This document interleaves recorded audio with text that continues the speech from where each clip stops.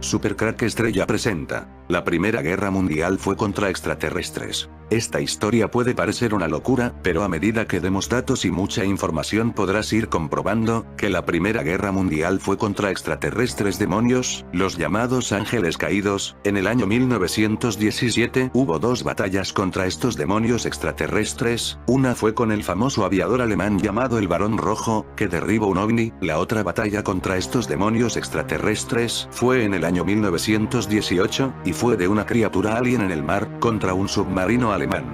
Como respuesta a estos ataques y al derribo de un ovni, los demonios contraatacaron y lanzaron el virus de la gripe española en 1918 contra dos bases militares, una base de los Estados Unidos y otra base militar de Francia, pero la pregunta es, si el ataque extraterrestre y la batalla fue contra el ejército alemán, porque los extraterrestres atacaron a países que estaban en guerra contra Alemania. La respuesta a esto podría estar en que la Primera Guerra Mundial fue una guerra encubierta contra estos extraterrestres, una guerra paralela, una para tener engañada a la opinión pública, que es la guerra que todos conocemos como Primera Guerra Mundial, y otra guerra encubierta contra estos demonios extraterrestres. Recordemos que un mes antes de ocurrir la pandemia del 2020 en China, se pudo ver bolas de fuego sobrevolando Wuhan, China, algo que también ocurrió en España, donde un mes antes de la pandemia tuvieron que suspender los vuelos en el aeropuerto de Madrid-Barajas por avistamiento ovnis. ¿Están los ovnis esparciendo el virus? ¿Estamos en otra guerra encubierta con estos extraterrestres? La gran gripe de 1918 fue por lo tanto un contraataque de seres de otras dimensiones. En el año 1918 sale esta noticia en la prensa. Estados Unidos en guerra. Virus misterioso recorre el mundo y cobra la vida de cientos de personas. Los científicos se esfuerzan por encontrar una cura. No se trata de un titular de febrero de 2021, sino de 85 años atrás, en 1918, cientos de miles de soldados estadounidenses llegaron a Europa para lo que serían las últimas ofensivas de la Primera Guerra Mundial. La influenza, o más exactamente la gripe española, dejó su huella de devastación, tanto en la historia del mundo como en la de Estados Unidos. El asesino microscópico dio la vuelta al mundo en 4 meses, y cobró más de 21 millones de vidas. En Estados Unidos murieron 675.000 personas por causa de la gripe española, más víctimas que en la Primera y la Segunda Guerras Mundiales, la Guerra de Corea y la Guerra de Vietnam juntas. Las compañías farmacéuticas trabajaban día y noche para producir una vacuna, pero el virus desapareció antes de que se pudiera siquiera aislarlo. El libro America's Forgotten Pandemic, The Influenza of 1918, de Alfred Crosby, narra, desde una perspectiva estadounidense, la escalofriante historia de la epidemia de gripe más mortífera del mundo, y además presenta muchos detalles del alcance internacional de la epidemia. El libro se publicó por primera vez en 1990, pero luego del surgimiento del síndrome respiratorio agudo severo, señoras, a comienzos de este año, volvió a publicarse en Rústica en septiembre con un nuevo prefacio, el libro de Crosby y otras publicaciones acerca de la pandemia de 1918. A pesar de su nombre, los investigadores creen que lo más probable es que la gripe española se haya originado en Estados Unidos. Uno de los primeros casos conocidos ocurrió el 11 de marzo de 1918, en la base militar Fort Riley, Kansas. Otra teoría dice del origen americano, está fuertemente cuestionada desde hace años. Investigadores como el virólogo John Oxford, de la Queen Mary University de Londres, observan que hubo casos de neumonía bacteriana un año antes, en el invierno entre 1916 y 1917, en el norte de Francia, en la base militar británica de Etaples. En realidad fueron las dos bases militares atacadas a la vez, la francesa y la de Estados Unidos, por los extraterrestres. Recordemos otra vez de qué bases hablamos: la base militar Fort Riley, Kansas, y otra en el norte de Francia, en la base militar británica de Etaples, fueron atacadas por extraterrestres. Recordemos que en la Provenza francesa hay un portal dimensional fijo por donde entran estos ángeles caídos. Según algunos investigadores, la coincidencia de gripe y guerra es puramente casual, pero en este video de Super Crack Estrella vamos a contar las dos batallas conocidas, porque habrá otras muchas que no conocemos contra estos extraterrestres en el año 1917 y 1918. Ocurrió en el año 2016. Descubren submarino alemán en el área donde hace 100 años fue hundido uno por un monstruo marino, primera prueba de esta guerra oculta contra extraterrestres. un submarino alemán que se hundió hace casi 100 años, fue descubierto por ingenieros que instalaban cables eléctricos en el mar de Irlanda. Las imágenes del sonar mostraron los restos de un submarino de la Primera Guerra Mundial prácticamente intactos, reposando cerca de un pueblo costero escocés llamado Stranraer. Basados en los registros oficiales, algunos expertos creen que podría ser el V-85, un submarino hundido en 1918 por un buque de la Marina Real Británica llamado HMS Coreopsis. Sin embargo, el folclore naval sugiere que un monstruo marino pudo atacarlo. Recordemos en la famosa obra La Guerra de los Mundos, estos tienen apariencia de pulpos. Un naufragio misterioso. Supuestamente toda la tripulación del submarino abandonó la embarcación debido al ataque de un monstruo. Una vez que estuvieron a bordo del HMS Coreopsis, el capitán Kretsch, comandante a cargo del submarino, describió el fatal encuentro. Se dice que habló de una bestia con grandes ojos hundidos en un raro cráneo y con una dentadura que se podía ver brillar a la luz de la luna.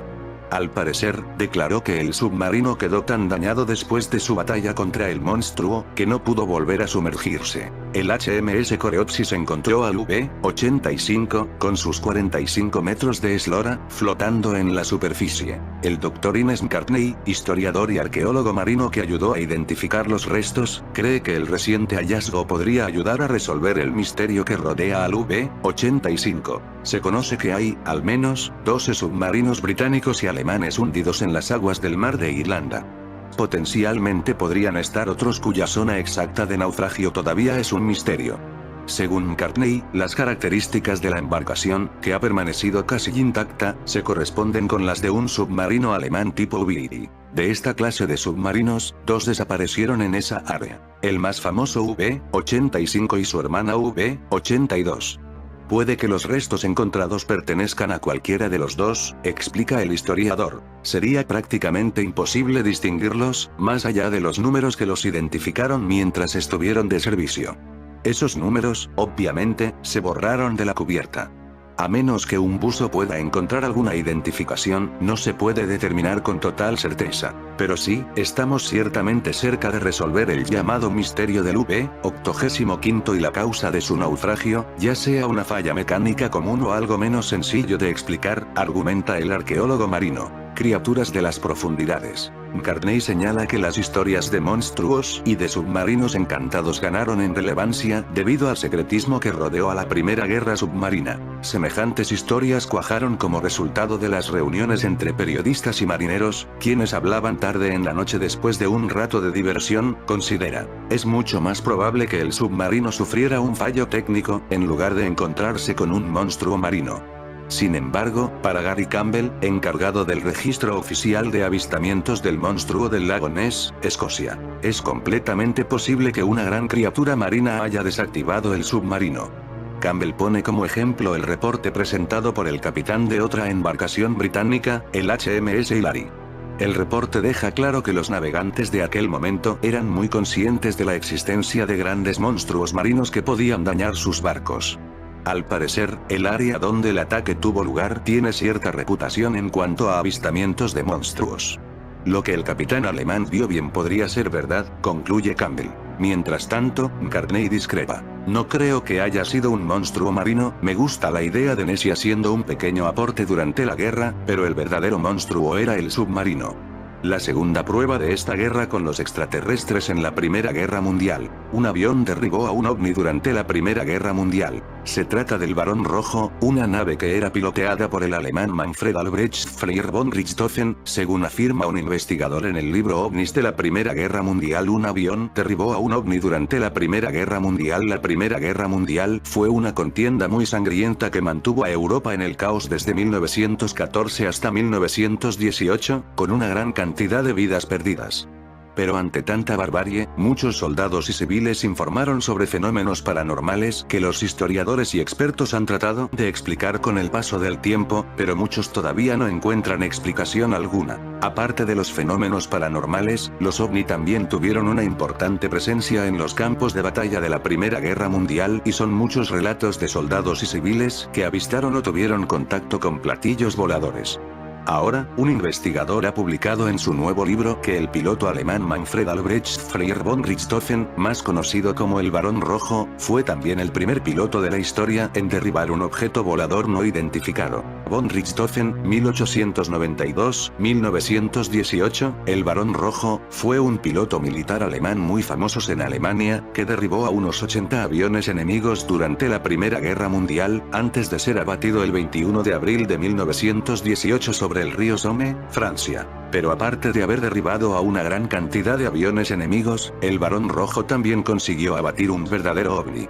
El investigador y ufólogo Nigel Watson ha conseguido relatar la confesión del también compañero del Barón Rojo, Peter Weyrich, quien supuestamente fue testigo del encuentro épico en los cielos entre el Barón Rojo y el ovni. Watson, en su nuevo libro titulado OVNIs de la Primera Guerra Mundial, explica que Weyrich esperó para explicar lo sucedido hasta los 105 años de edad, unos 80 años después de la batalla entre el Barón Rojo y los visitantes interplanetarios, que tuvo lugar en Bélgica durante la primavera de 1917. En respuesta a este ataque, los extraterrestres atacaron con el virus de la gripe española a las dos bases militares en 1918. Recordemos otra vez de qué bases hablamos: la base militar Fort Riley, Kansas, y otra en el norte de Francia, en la base militar británica de Etaples, fueron atacadas por extraterrestres, curiosamente las dos bases de habla inglesa. No hay que descartar que estos ovnis sean máquinas del tiempo que traen virus del futuro. La guerra hizo que el virus se extendiera por todo el mundo. Las condiciones de hacinamiento y falta de higiene crearon un caldo de cultivo fértil para el virus. En una semana habían ingresado al hospital del campo 522 hombres aquejados de la misma influenza grave. Poco después, el ejército informó de otros brotes similares en Virginia, Carolina del Sur, Georgia, Florida, Alabama y California. Los buques de la Marina, anclados en los puertos de la costa este, también notificaron brotes de influenza y neumonía graves entre sus hombres. La gripe parecía atacar a los militares y no a los civiles. Debido a eso, el virus quedó opacado en gran parte por otros hechos más candentes que estaban de actualidad, como la ley seca, el movimiento de las sufragistas y las sangrientas batallas en Europa. En mayo de 1918, la gripe empezó a ceder en Estados Unidos, pero el sufrimiento no acababa allí. Los soldados de Fort Riley, ya listos para la batalla, incubaron el virus durante su largo e incómodo viaje a Francia. Al pisar las playas francesas, el virus explotó y atacó con igual fuerza a las tropas aliadas y a las del Comando Central. Los estadounidenses caían enfermos con fiebre de 3 días o la muerte púrpura, los franceses contraían bronquitis purulenta, los italianos sufrían la fiebre de las moscas de arena, los hospitales alemanes se llenaban de víctimas del Blitzcatarro, fiebre de Flandes. Sea cual fuera el nombre que se le daba, el virus atacaba a todos por igual. Las autopsias mostraban pulmones endurecidos, rojos y llenos de líquido. Al observarlo al microscopio, el tejido de un pulmón enfermo revelaba que los alvéolos, las células de los pulmones que usualmente están llenas de aire, se hallaban tan saturadas de líquido que las víctimas morían ahogadas. La asfixia lenta empezaba cuando los pacientes presentaban un síntoma singular: manchas de color caoba en los pómulos. Luego de algunas horas, tenían un color negro azulado, que indicaba cianosis, o falta de oxígeno. Cuando se hacía el triaje de cientos de pacientes, las enfermeras solían verles los pies antes que nada. Los que ya tenían los pies negros se consideraban desahuciados y eran apartados para dejarlos morir. Lo más desconcertante fue que este virus atacaba principalmente a adultos sanos y fuertes. La gripe española cambió todos los patrones. La dama española. La gripe española, llamada algunas veces la dama española, recibió este nombre equivocado debido, en parte, a la censura de guerra. Tanto las fuerzas aliadas como las del Comando Central habían sufrido grandes pérdidas por causa de la gripe española, pero las partes en guerra restringían la información para que no llegara al enemigo, ya que podría utilizarla con provecho. Sin embargo, los periódicos españoles, que no estaban censurados, hablaban abiertamente de los millones de españoles que habían muerto durante los meses de mayo y junio de 1918 a causa de la gripe, y esta información llegó a todos los periódicos del mundo. España, ofendida por el poco halagador epíteto, acusó a Francia, diciendo que la enfermedad había venido de sus campos de batalla y había volado sobre los Pirineos, llevada por el viento. El nombre erróneo perduró hasta nuestros días. Desde los campos de batalla de Europa, la epidemia evolucionó rápidamente hasta convertirse en pandemia. La enfermedad se propagó por el norte hasta Noruega, por el este hacia China, por el sudeste hasta la India y, por el sur, hasta Nueva Zelanda. Ni siquiera los habitantes de las islas permanecían inmunes. De polizón en buques y en portaaviones de la Marina, en navíos de la Marina Mercante y en trenes, el virus viajó hasta los rincones más alejados. En el verano de 1918, ya había asolado al Caribe, Filipinas y Hawái. La epidemia hizo estragos en Puerto Rico, pero, asombrosamente, apenas tocó la zona del Canal de Panamá, la encrucijada del mundo en esa época.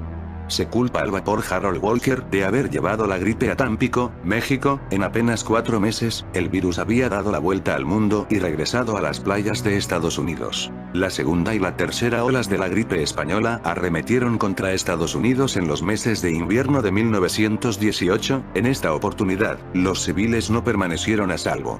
Los pueblos indígenas del país, especialmente las tribus de Alaska, sufrieron enormemente. La gripe acabó con los habitantes de algunos pueblos de Alaska, mientras que otros perdieron la mayor parte de su población adulta. A los habitantes de las grandes ciudades también les fue mal. La ciudad de Nueva York enterró a 33.000 víctimas. Filadelfia perdió casi 13.000 personas en cuestión de semanas. En muchas ciudades, abrumadas por el número de cadáveres, se agotaron los ataúdes y algunos tuvieron que convertir los tranvías en coches fúnebres para satisfacer la demanda.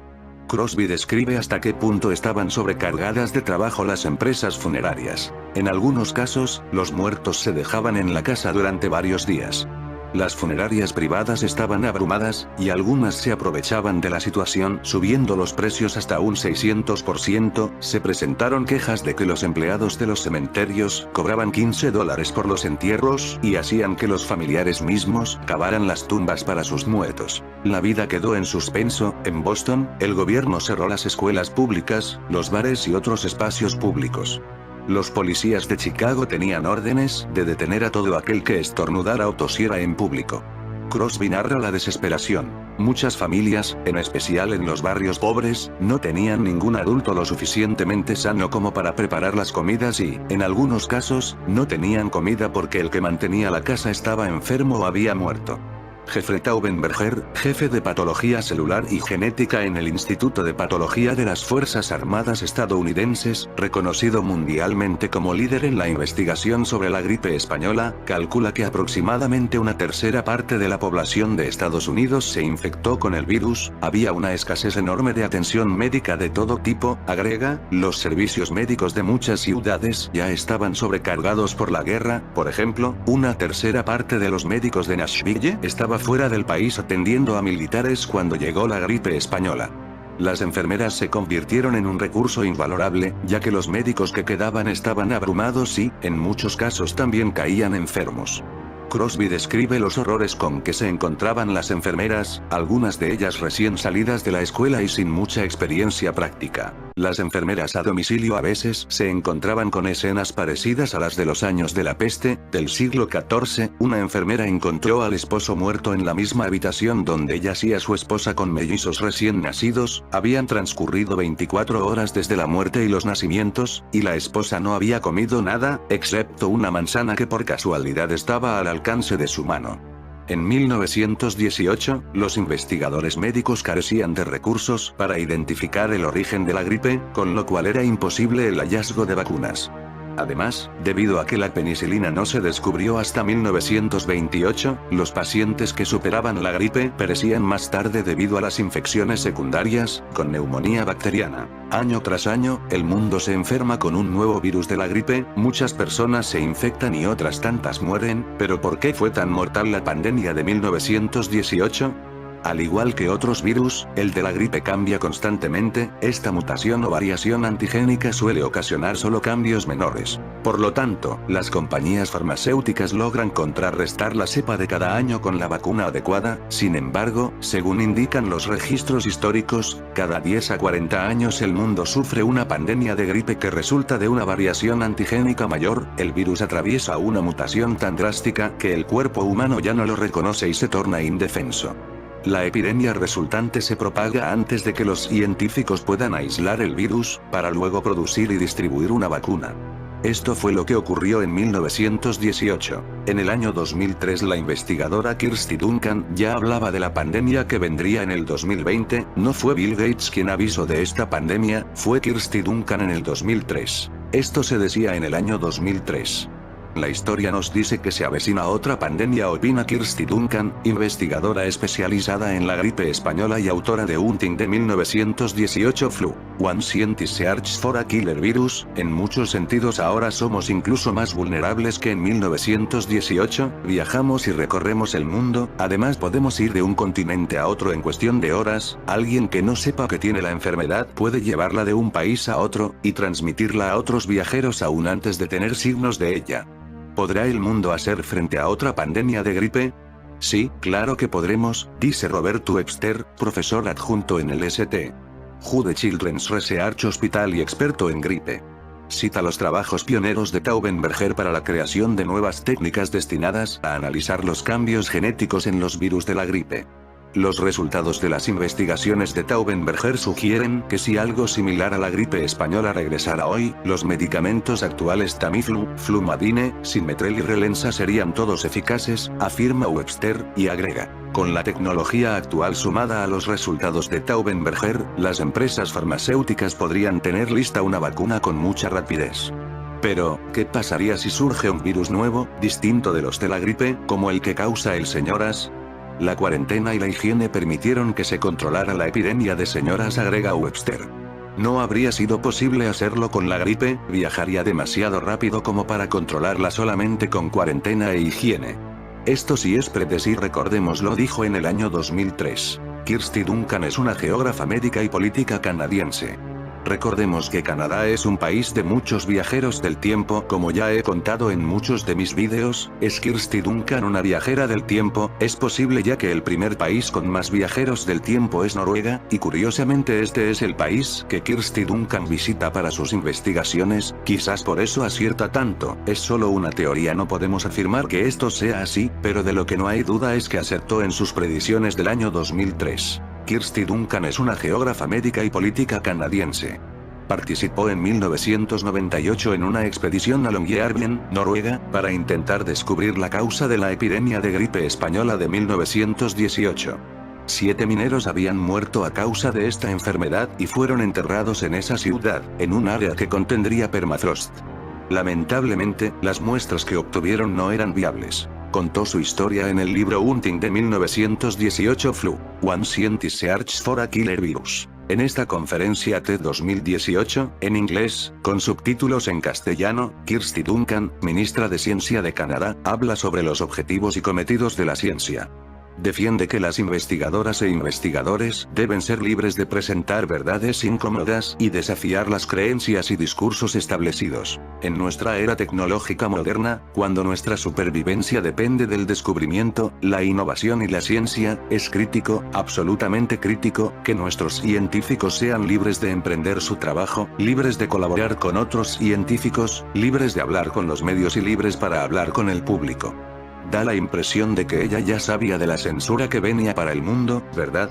Y es que Kirsty Duncan, además de realizar predicciones en el 2003 que se cumplieron en el 2020, también está muy interesada en el espacio. Desde el año 2017 Kirsty Duncan participa en el radiotelescopio canadiense de potencia asombrosa, mapeará el mayor volumen del espacio nunca antes visto. El radiotelescopio ayudará a los astrónomos, físicos y científicos del mundo a desentrañar los mayores misterios cósmicos de hoy. Un esfuerzo canadiense para construir uno de los radiotelescopios más innovadores del mundo abrirá el universo a una nueva dimensión del estudio científico. El experimento canadiense de cartografía de la intensidad del hidrógeno, CHIME, por sus siglas en inglés, es una colaboración de 50 científicos canadienses de McGill, de la Universidad de Columbia Británica, de la Universidad de Toronto y del Consejo Nacional de Investigación de Canadá. El 7 de septiembre, la honorable Kirsty Duncan, ministra de Ciencia, instaló la pieza final de este nuevo radiotelescopio, que actuará como una máquina del tiempo que permitirá a los científicos crear un mapa tridimensional del universo que se extiende profundamente en el espacio y el tiempo. Al medir la composición de la energía oscura, los científicos comprenderán mejor la forma, la estructura y el destino del universo. Además, Chime será un instrumento clave para estudiar las ondas gravitacionales, las ondulaciones en el espacio-tiempo que se descubrieron recientemente, lo que confirma la parte final de la teoría de la relatividad general de Einstein.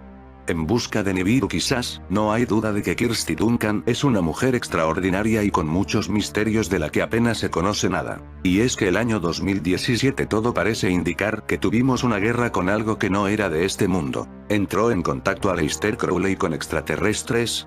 En los trabajos mágicos de Alamantra, Aleister Crowley al parecer entró en contacto con una entidad llamada Lam, la cual dibujó y cuya imagen ha pasado a la historia para mezclarse con la de los emblemáticos extraterrestres grises. Aleister Crowley es uno de los personajes más interesantes de la época moderna. En Pijama Surf hemos sido cronistas de la gran bestia, para el horror de algunos. Una de las posibles aportaciones que este mago, alpinista, Casanova, poeta, pintor y espía, nos ha legado es una de las imágenes centrales de la ufología moderna, aquella de los pequeños hombres grises que pululan en la imaginaria. Durante una de sus incansables intentos por entrar en contacto con inteligencias superiores, basándose en todo tipo de técnicas y estratagemas, algunas propias de la teurgia como invocaciones e incantaciones de antiguos espíritus, y otras desarrolladas por él mismo, como el uso de drogas psicoactivas y operaciones sexuales, Crowley se encontró con una entidad de cabeza protuberante a la cual llamó Lam y dibujó imperecederamente, en 1918, aunque algunos lo citan en 1915 y otros en 1917, en la ciudad de Nueva York, Crowley realizó los trabajos de Alamantra, una serie de operaciones de magia sexual junto con su pareja y medium Rodie Minor, la mujer escarlata del momento. Aparentemente Crowley habría abierto un portal dimensional por el cual entró en contacto esta entidad, la cual lo exhortó a encontrar el huevo. El dibujo de Lam llegó a manos de Kenneth Grant, líder de la sociedad secreta Otto, relevando a Crowley, y más tarde fundador de la tiponía Ordo Templi.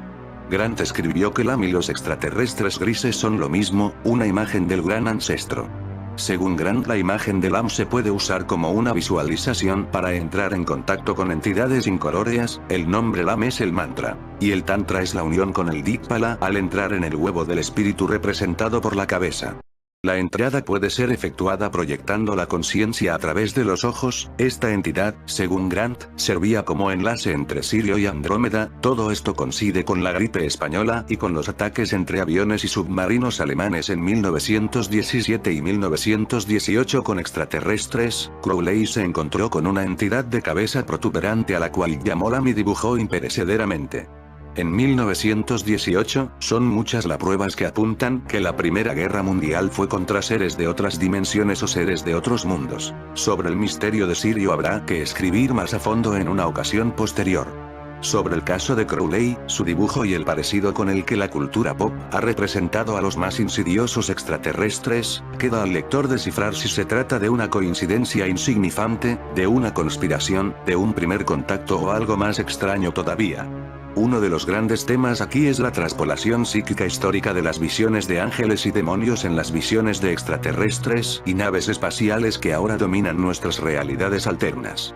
Pero esto no termina aquí. Otros investigadores han dicho y sostienen que la conocida como gripe española, pandemia de gripe que ocurrió entre los años 1918-1920 durante la Primera Guerra Mundial y que se debió a la infección por el virus influenza tipo H1N1, el origen del virus fue la estratosfera. Este virus causó una mortalidad cercana al 30.140% de las personas infectadas por el virus. La base sobre la que se defiende que el virus es de origen estratosférico es porque el virus infectó a personas de diferentes pueblos en la región de Alaska que llevaban meses aislados por el hielo y que evidentemente por ello la llegada del virus a esas poblaciones no es fácil de explicar. Existe una teoría que dice que la vida comenzó en el planeta Tierra gracias a bacterias extraterrestres. Esta teoría se conoce con el sobrenombre de panspermia.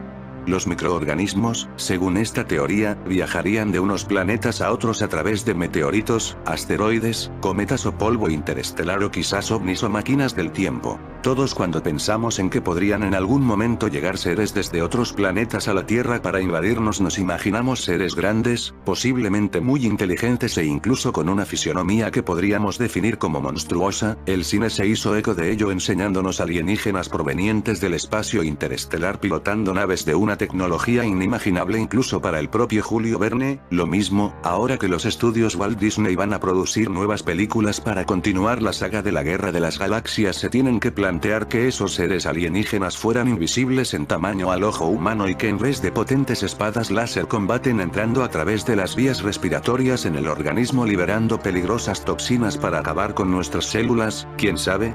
¿Tienen los virus un origen extraterrestre? El polémico astrofísico Chandra Wickramasinghe ha puesto en pie de guerra al mundo científico apuntando a un origen extraterrestre del coronavirus causante del COVID-19. Carlos Briones y Rafael Bachiller salen al paso de esta delirante teoría. Poco después de la medianoche del 11 de octubre de 2019, los cielos del noreste de China se vieron iluminados por la caída de una espectacular bola de fuego.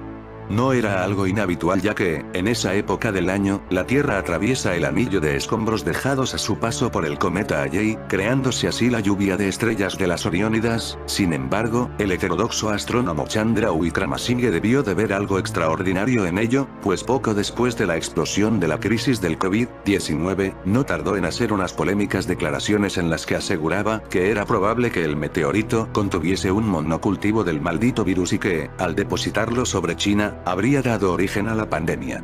Discípulo y colaborador del gran Fred Hoyle, Wickramasinghe lleva más de 4 largas décadas defendiendo la idea de la panspermia, argumentando que las primeras formas de vida llegaron a la Tierra desde el espacio y que, gracias a los cometas, la vida puede extenderse por el universo. En 1979, Hoyle y Wickramasinghe publicaron su polémico libro Diseases from Space en el que atribuían un origen extraterrestre a algunas enfermedades como la polio, la enfermedad de las vacas locas y la gripe, mal llamada española, de 1918. Estas teorías no son aceptadas por la comunidad científica por razones muy sencillas. No hay ninguna prueba de que un organismo vivo pueda sobrevivir mucho tiempo en las condiciones extremas de temperatura, presión y radiación ambiente que se dan en el espacio exterior. Pero ¿y si eso que viene del espacio no fueran rocas, sino ovnis con estos virus? ¿Podría haber sido este el motivo de una guerra con estos seres extraterrestres en el año 1917? Hay quizás un pacto entre humanos y extraterrestres que no se cumplió y por esto fue la Primera Guerra Mundial. Kansas es el lugar donde dicen surgió el virus de la gripe española, un lugar de muchos avistamientos ovnis. Hace unas semanas 2 miembros de MUFON, junto a cientos de personas, fueron testigos de un ovni en forma de cigarro en Kansas City. De acuerdo a diferentes testigos, el ovni podría haber tenido un tamaño aproximado entre 4 a 5 veces mayor al de un avión comercial. El extraño objeto volador no identificado fue avistado la pasada noche del jueves en Kansas City, Missouri, y el equipo de prensa de Mutual UFO Network, mejor conocido como MUFON, realizó un comunicado explicando el suceso. Margie Kay, subdirectora en el estado de Missouri de MUFON, fue quien dio la alerta a la directora de la sección de Kansas City, Jean Walker, y ambas mujeres alertaron del extraño objeto, el cual fue visible durante medio minuto. Otros testigos también corroboraron el testimonio de Kay y Walker, por lo que no hay duda alguna de lo sucedido. El informe también se puede encontrar en la página web oficial del National UFO Reporting Center, esta vez con ubicación en Independence, Missouri. En este lugar, los testigos aseguraron haber visto el mismo objeto alrededor de las 7:45 de la noche. Margie Kay describió al ovni como algo de gran tamaño, mucho más grande que un avión 747 comercial. En el comunicado de prensa emitido por MUFON, también declaró que había luces blancas muy brillantes por toda la nave y una luz roja un poco más opaca del lado izquierdo. También dijo que las luces reflejaban el metal plateado y pulido del que estaba hecha la nave, el cual parecía tener la forma alargada de un cigarro. Kay informó que en un principio creía que era un avión que iba rumbo al aeropuerto del centro de Kansas City, sin embargo, este estaba volando sumamente bajo, a una altitud que apenas era de 600 metros de altura, incluso menos. Además, la velocidad con la que se movía era demasiado lenta y su dirección era de norte hacia el sur, lo cual tampoco tenía mucho sentido. MUFON también agregó en su comunicado de prensa que Kansas City MUFON se encontraba investigando este evento y que quisiera tener a disposición declaraciones del resto de personas que fueron testigos. No es la primera vez que un ovni en forma de cigarro se ha visto en los cielos de todo el mundo, por lo que da mucho que pensar. ¿Que es de verdad lo que está ocurriendo en el mundo? OVNIs. Red Baron derribó platillo volante sobre las trincheras, y otros fenómenos paranormales de la Primera Guerra Mundial. Otros misterios de la Gran Guerra incluyen un ángel que aparece en medio de una batalla y miles de tropas británicas secuestradas por alienígenas. Leyendas. El Barón Rojo derecha cree que derribó un ovni mientras que el Ángel de Mons izquierda aparentemente apareció durante una batalla. Cosas más extrañas y aterradoras que los pilotos de combate patrullaban los cielos sobre los campos de batalla de Francia, según un nuevo libro. Durante la Primera Guerra Mundial, los soldados y civiles informaron de una serie de fenómenos paranormales que los historiadores y los expertos en ovnis se han esforzado por explicar. Tanto es así que surge la pregunta: ¿los extraterrestres nos observaban 30 años antes del legendario aterrizaje forzoso en Roswell, Nuevo México? Leyenda. Se dice que el Ángel de Mons se apareció a los soldados durante una batalla de la Primera Guerra Mundial. Ningún piloto humano podría igualar sus habilidades en el aire, y aparentemente tampoco los extraterrestres. Supuestamente vio un ovni que parecía un platillo plateado al revés con luces naranjas durante una misión matutina en el cielo azul claro sobre Bélgica en la primavera de 1917. El as de la Fuerza Aérea Alemana Peter Weissrich, quien supuestamente presenció la pelea de perros, dijo: "Estábamos aterrorizados porque nunca habíamos visto algo así antes". El varón abrió fuego de inmediato y la cosa cayó como una roca, cortando ramas de árboles mientras se estrellaba contra el bosque.